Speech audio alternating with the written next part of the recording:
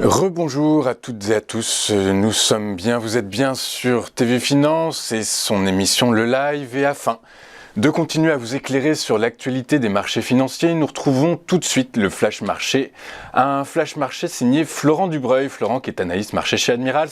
Bonjour Florent.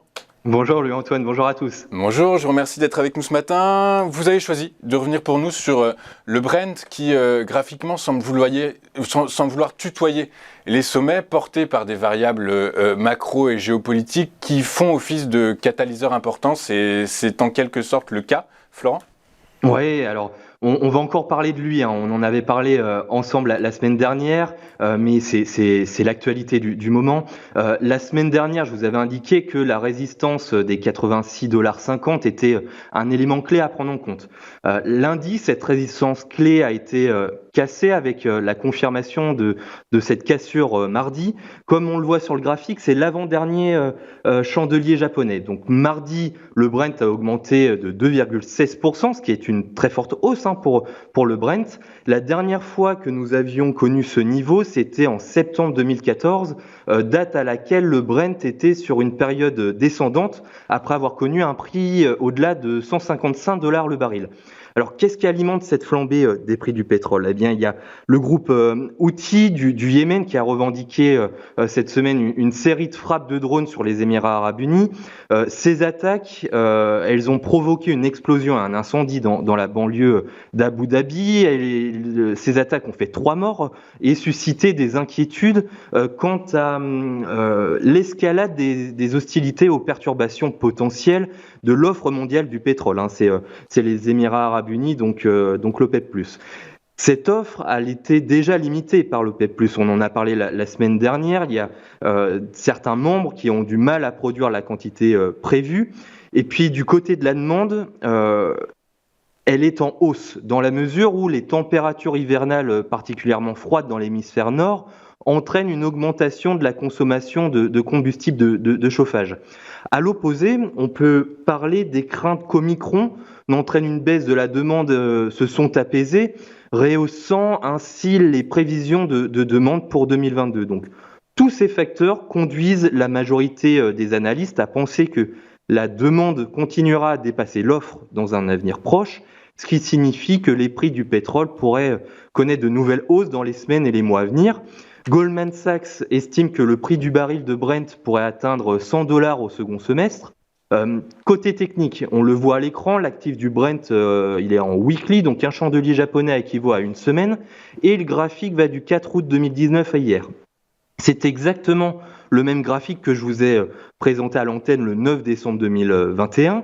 Le graphique est bien évidemment mis à jour, mais les lignes du couloir de tendance, du canal de tendance, sont inchangées. Le 9 décembre, nous étions à la flèche verte que l'on voit sur le graphique. Vous pouvez revoir la vidéo d'ailleurs. Je disais que la tendance court terme était à la baisse, mais que la tendance long terme était inchangée, donc à la hausse. Il y a bien eu cette baisse court terme, puisque la flèche, vous voyez, c'est le chandelier bleu, donc le chandelier rouge arrive à la baisse. On voit même que ça rebondit sur le support pour repartir à la hausse. Donc aujourd'hui, sauf événement majeur en lien avec les membres de l'OPEP+, le prix pourrait continuer de monter pour aller tester la ligne haute de ce couloir, la ligne qui est en rouge. On peut noter que ces hauts de ce couloir sont aux alentours de 95-96 $ et que la résistance est aux alentours des 99 $. Alors attention, Louis-Antoine, ce n'est pas un conseil d'achat, mais une analyse graphique. Donc chacun doit faire sa propre analyse avant d'investir. C'est très clair. Merci pour cette précision, Florent.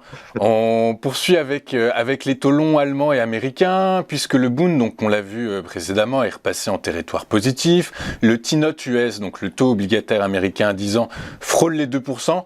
Florent, comment est-ce qu'on peut expliquer cette hausse ? Est-ce que c'est annonciateur d'une sorte de krach sur le marché obligataire, Florent ?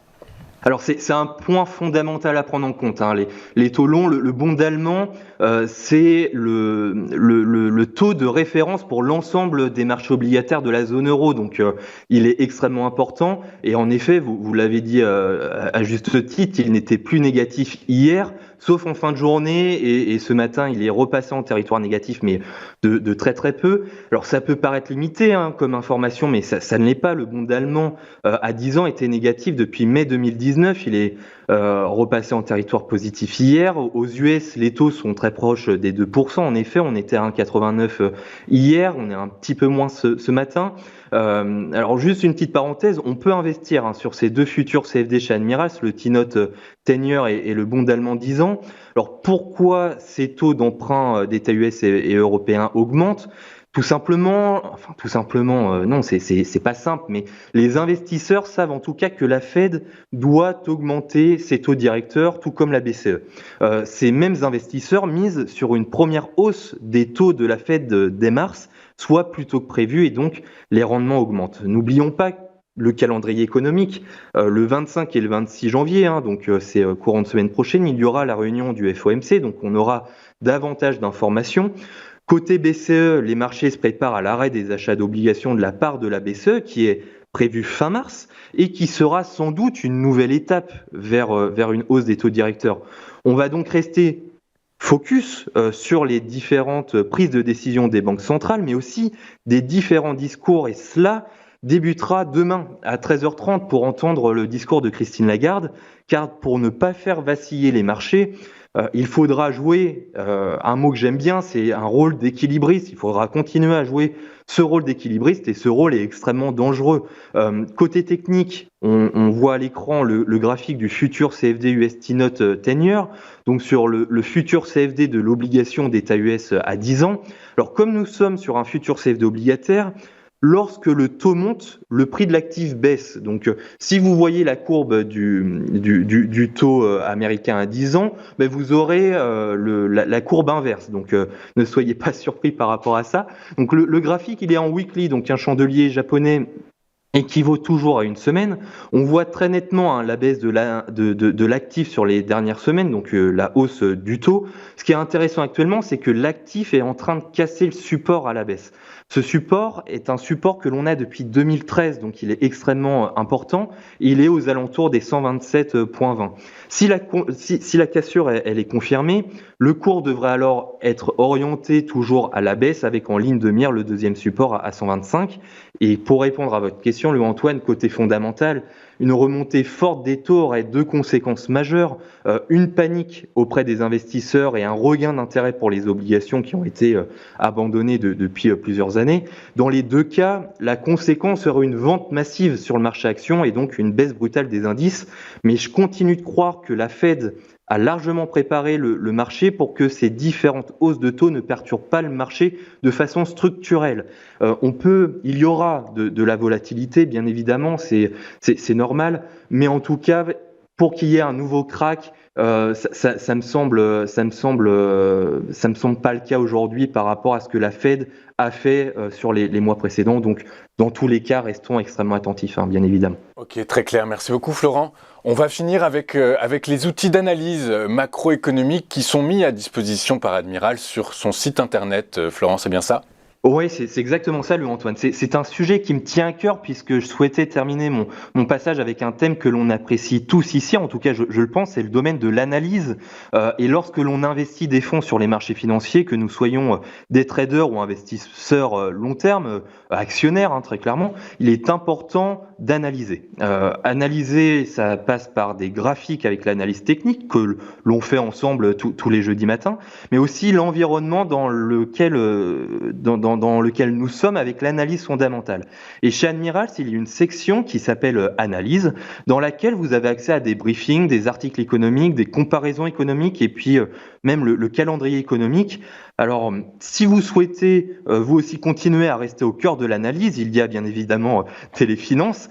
Et pour le reste de la journée, n'hésitez pas à venir nous lire sur www.admiralmarkets.com/fr et même pour aujourd'hui, Louis-Antoine, on peut rajouter /analyse, www.admiralmarkets.com/fr/analyse au pluriel. Effectivement, Florent, vous avez tout à fait raison. L'analyse fondamentale et l'analyse technique sont de toute façon à mettre en rapport si on veut avoir une vision très claire de ce qui pourrait se passer sur les marchés financiers.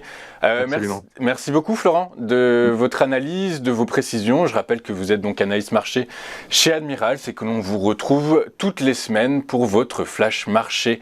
À la semaine prochaine, Florent. On marque une nouvelle pause et on se retrouve dans un instant. À tout de suite sur TV Finance.